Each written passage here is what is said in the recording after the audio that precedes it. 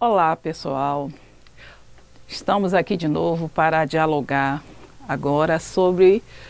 os conteúdos dessa primeira parte do nosso curso, da nossa disciplina, o ensino da história e cultura afro-brasileira e africana. Antes de iniciar os conteúdos propriamente dito dessa videoaula, quero esclarecer com vocês que tem alguns conteúdos que nós não vamos conseguir trabalhar, aprofundar nessa modalidade, nessas 6 semanas previstas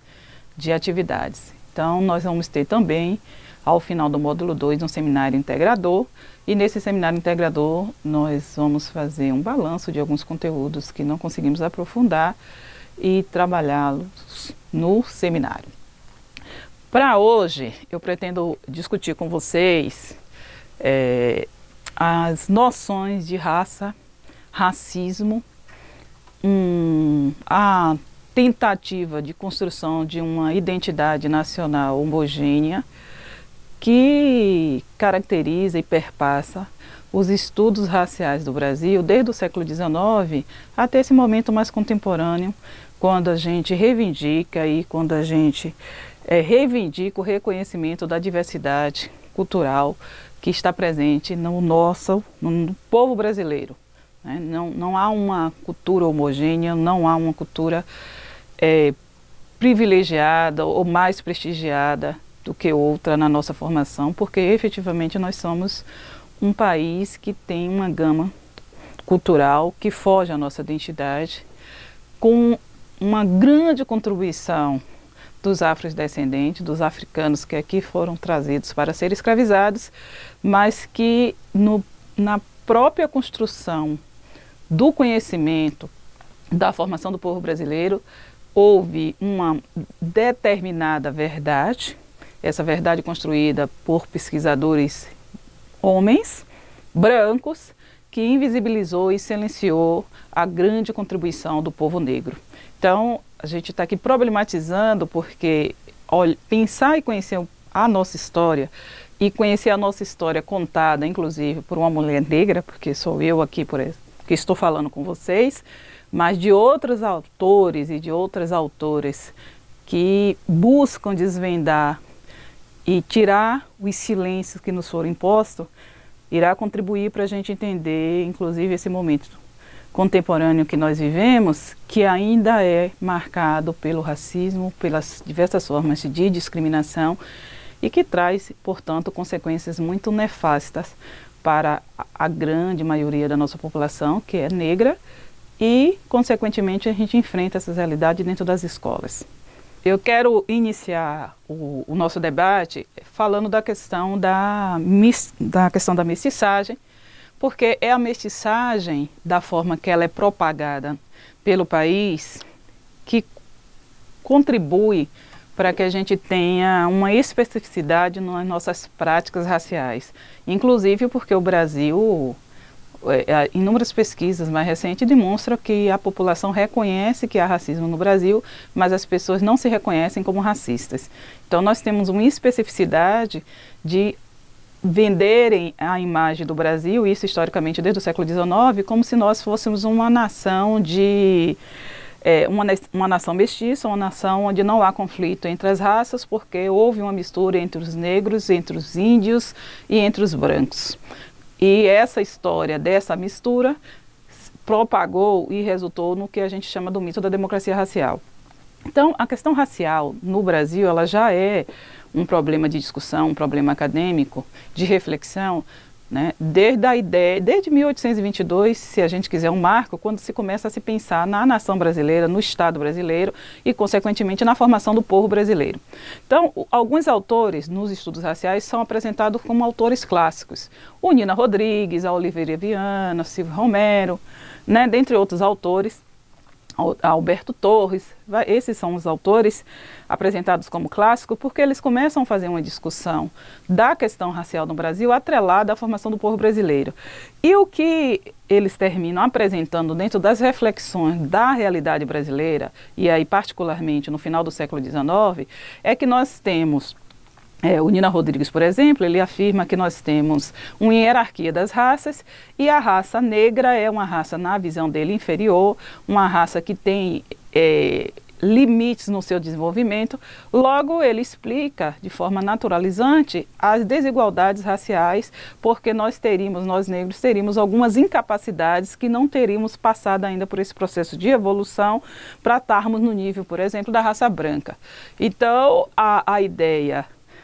dessa situação de desigualdade nas concepções de Nina Rodrigues é naturalizar uma desigualdade atribuindo a uma inferioridade do povo negro.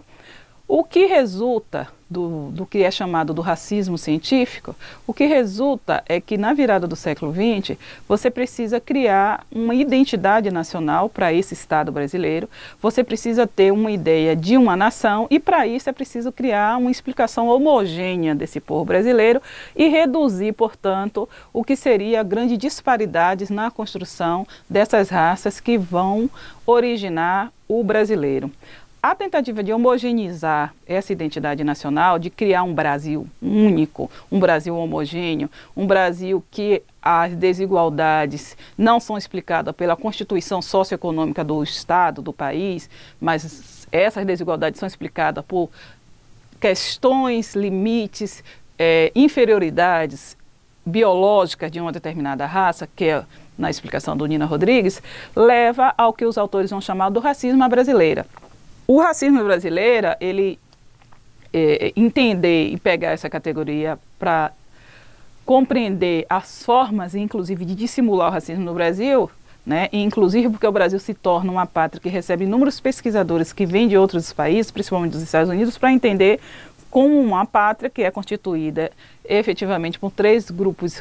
grandes grupos étnicos e, em tese, essa pátria vive, digamos, uma cordialidade justamente porque nós temos um país mestiço. Então, a mestiçagem, ela ganha uma importância imensa para dar uma identidade ao Brasil, para forjar uma identidade nacional, mas, ao mesmo tempo, essa mestiçagem, ela dissimula as práticas racistas e a perpetuação das desigualdades, né, a partir daí. Então, o que é ser mestiço no Brasil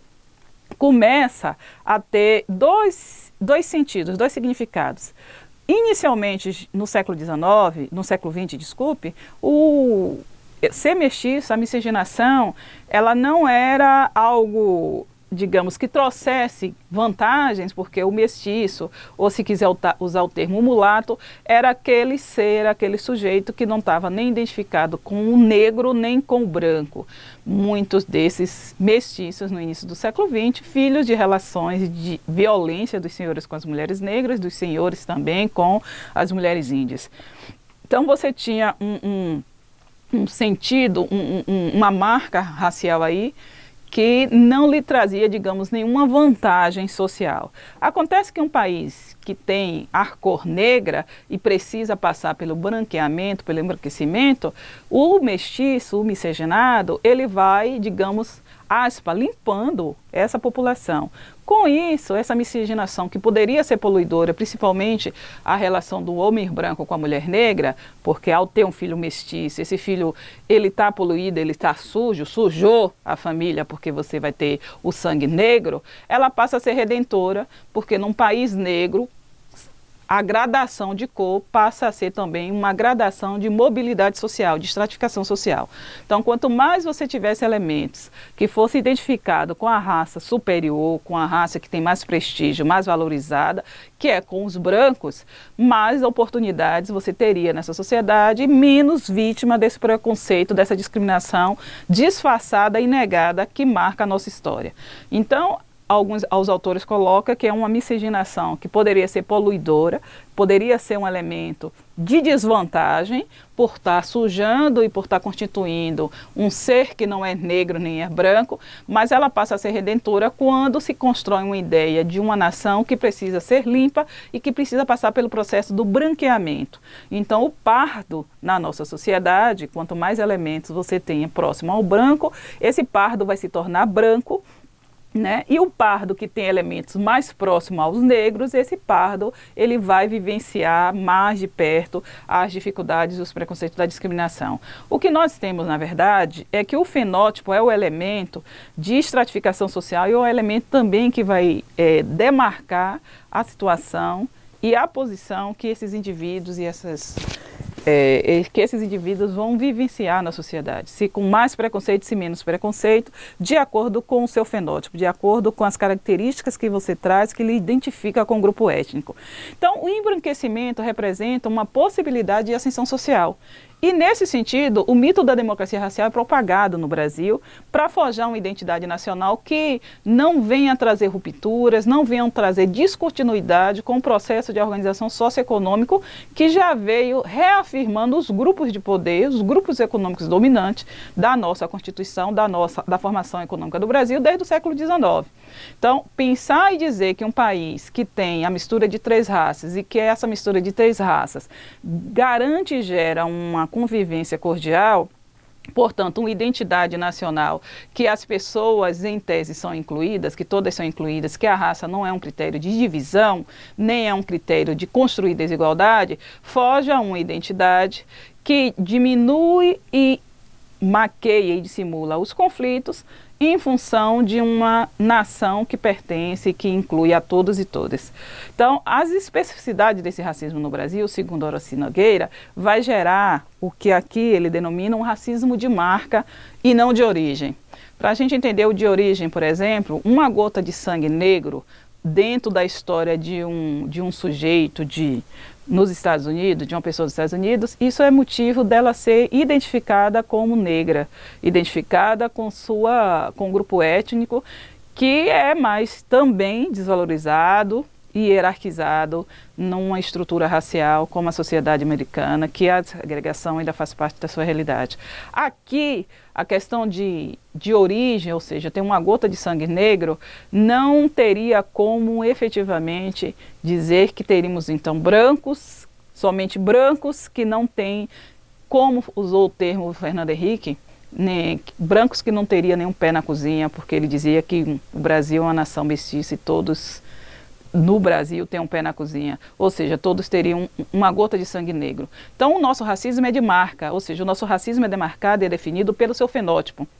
Então, as pessoas que têm fenótipos que demarcam a sua origem negra, essas pessoas sim são negras, e mesmo que ela possa ter uma tonalidade de cor um pouco mais clara, né, a sua tonalidade de cor, junto com os outros elementos, como o cabelo crespo, por exemplo, que é um outro, além da cor da pele, o cabelo negro é um elemento de identidade racial, essas pessoas, portanto, têm a marca desse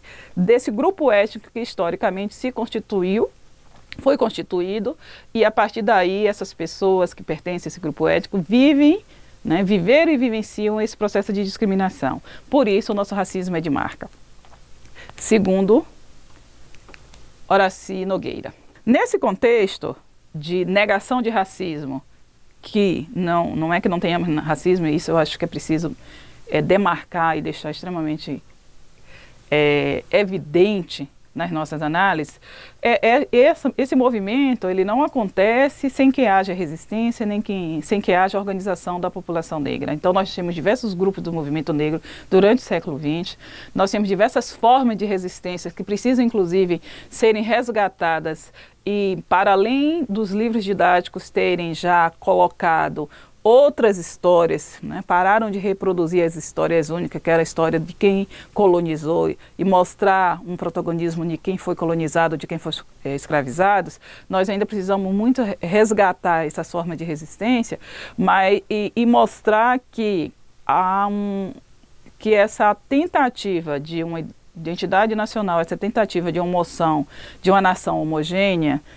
ela de fato só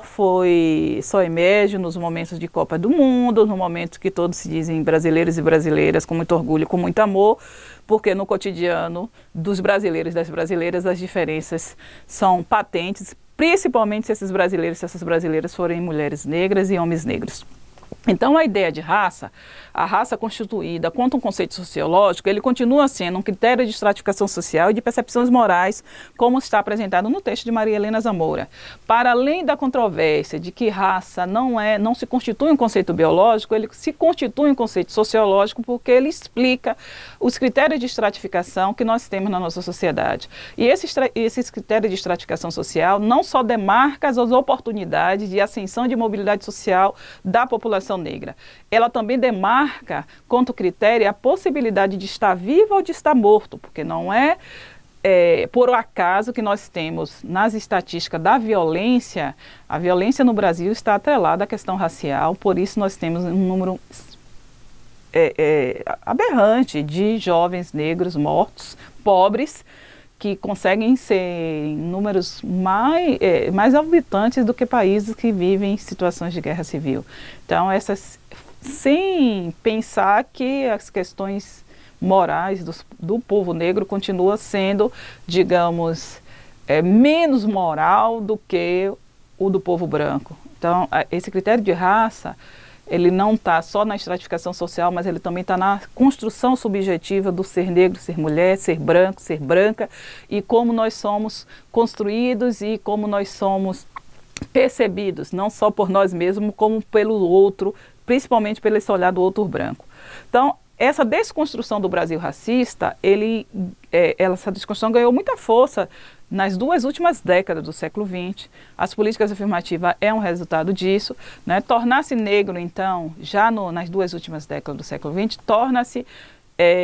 assume uma conotação positiva que, historicamente, tornar-se negro não era um elemento positivo, muito pelo contrário, era o tornar-se branco que lhe possibilitava ascender na sociedade. O tornar-se negro, então, não só afirma a questão da cultura, como lhe dá acesso às políticas afirmativas. Por isso, muitas controvérsias de indivíduos brancos,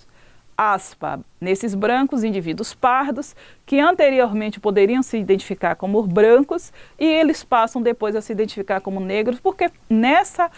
conjuntura de lutas de direitos e de reconhecimento, de valorização, ser negro passa a ser algo positivo, ser negra passa a ser algo positivo, e isso tem que ser valorizado, e isso tem que ser entendido dentro de uma relação, de um contexto histórico de desvalorização de qualquer elemento que tivesse associado à cultura negra. Então, esses elementos e essas lutas de resistência dos grupos do movimento negro trazem a possibilidade, por exemplo, de uma geração, já a minha geração, da gente ter orgulho já adolescente, de dizer que nós somos negros, que nós somos negras, e conseguimos então reconstruir a valorização desse povo. Ainda assim, nós sabemos que isso não reduziu o racismo no Brasil, não reduziu as práticas discriminatórias no Brasil, e que diversas pesquisas em diversas áreas de conhecimento, né, e em diversos campos interdisciplinares demonstram que os segmentos mais vulneráveis da nossa sociedade continuam sendo o que constitui o povo negro, mais particularmente as mulheres negras. E as mulheres negras, né, mais do que os homens negros, elas sofrem esse processo de se constituir um segmento mais à margem ainda da sociedade, isso historicamente, desde quando são abusadas pelos senhores de escravos, né, até seu processo de independência, porque sexualiza-se as mulheres negras. Então as mulheres negras, elas são boas de cama, elas são atraentes, elas são sexualmente diferentes das mulheres brancas, das mulheres europeias, mas não são essas mulheres negras, por exemplo, que vão se tornar as esposas, que vão constituir os casamentos, porque essas mulheres negras, elas continuam na pirâmide social, elas continuam na base dessa pirâmide, continuam não só dentro das relações matrimoniais, mas elas continuam tanto no mercado de trabalho, quanto nível de escolarização, quanto renda, e aí demonstra essas especificidades, que é um outro tema que eu acho que precisa ser mais trabalhado, inclusive na educação básica. Então, pensar a violência, o desemprego, a presença majoritária entre os mais pobres, as maiores taxas de analfabetismo, maiores taxas de evasão do ensino médio, fazem com que a desigualdade brasileira tenha cor. Então, o que eu penso é que a gente não pode só apresentar que dentro dos presídios tem um maior número de negros, né, que o maior número de negros que sofrem a violência policial, o maior número de pessoas que sofrem a violência policial são de negros, que os que mais são mortos por homicídio são negros. descolado que essa desigualdade brasileira tem cor, descolado desse contexto histórico, porque senão a gente vai ajudar a contribuir a marginalizar e a criar esse estereótipo de violência como se isso fosse inato ao ser negro, principalmente inato ao homem negro. E isso não é verdade, isso é fruto de um processo de desigualdade brasileira que não é limitada à questão econômica, portanto à questão de classe, mas que é a questão racial que dá a sua tônica e, portanto, essa desigualdade tem cor e isso é preciso ser dito e é preciso ser problematizado. Então, esse quadro que eu vim destacando para vocês até agora, na minha análise, é um quadro que impõe grandes desafios às instituições escolares. E esses grandes desafios às instituições escolares não é só as instituições do ensino médio, do ensino básico, né? Esses desafios também se apresentam a nós na universidade, porque nós formamos os professores que depois vão atuar no ensino básico. Porque esse grande desafio é o enfrentamento ao racismo. O racismo ele continua sendo negado, né? Ele continua sendo uma categoria secundária para explicar as desigualdades no Brasil. Então, efetivamente, se demonstra muito mais as desigualdades de classe do que as desigualdades raciais, assim como as desigualdades de gênero. Sabemos que a estratificação de gênero é um dos grandes problemas a ser enfrentado, não só na sociedade brasileira, né, no mundo inteiro, mas aqui no Brasil sabemos como as mulheres ainda continuam sendo vítimas de uma sociedade patriarcal. Só que quando a gente pensa a questão de gênero e não associa a questão racial, a gente invisibiliza dentro da luta das mulheres a questão das mulheres negras. Por isso que esse enfrentamento ao racismo, ele tem todas essas dimensões, é um problema que é multidimensional e para ser enfrentado, para efetivamente começar a surtir efeitos que o transforme, é preciso que a gente tenha consciência, tenha formação e tenha condições quanto projeto pedagógico, não só nas escolas do ensino básico, como dentro das instituições de formação de professores, dentro das instituições universitárias, nós tenhamos presente que precisamos enfrentar o racismo, discutindo o que é o racismo, para que os formadores dentro das universidades o reconheçam como problema, porque isso também não é percebido pela comunidade universitária como um todo, inclusive a comunidade acadêmica. O racismo não é só um problema das professoras universitárias e não pode ser só estudado, não pode ser combatido pelas professoras universitárias negras. O racismo é um problema da sociedade brasileira que precisa ser combatido por todos. E esse enfrentamento tem que acontecer já na formação desses professores para que eles possam trabalhar de forma adequada nas escolas do ensino médio e não venha, portanto, reproduzir um discurso de uma sociedade que tem desigualdade, se reconhece como desigual, mas se reconhece como desigual porque nós temos uma desigualdade econômica devido a uma histórica concentração de renda. Se nós temos uma histórica concentração de renda, nós temos também uma histórica prática de desigualdade, de racismo, de discriminação e de racialização da população e aqueles que continuam sendo identificados como negros, que são os pardos, e os ditos pretos, esses sim sabem que muito longe nós estamos de vencer essa sociedade racista que se dissimula como não racista. Então, para que a gente possa encerrar esse primeiro discurso, essa primeira tentativa da gente debater esses conceitos de raça, de discriminação, de mestiçagem, né? Uma frase, um provérbio africano que é muito utilizado desde quando eu comecei a dedicar, isso já na minha graduação, né, um tempo das minhas reflexões para as questões raciais. Até que os leões tenham seus próprios historiadores, também historiadoras, né? As histórias de caçadas continuarão glorificando o caçador. Como nós não estamos mais glorificando o caçador, temos que glorificar o nosso passado de luta e de resistência, o nosso presente que continua sendo de luta e resistência, para que a gente tenha um futuro que todos e todas possam ter os mesmos direitos e o respeito às suas diferenças, independente de ser negro, de ser branco, de ser mulher e de ser homem, que não seja mais uma sociedade tão desigual e tão injusta. Para ser uma sociedade justa para todos e todas, a gente encerra aqui e na próxima videoaula a gente discute um pouco mais sobre os desafios que é garantir nas nossas escolas o conteúdo da Lei 10.639, uma educação das relações étnico-racial, e também de fazer uma discussão política da política afirmativa, porque ela ainda é, infelizmente, muito mal compreendida por simplesmente desconsiderar que um país racista como o Brasil, né, e na percepção de alguns não racistas, tenha políticas afirmativas, seja em concursos públicos, seja dentro das universidades. Então a gente fica por aqui e vamos para o próximo encontro. Bom trabalho e até a próxima vez.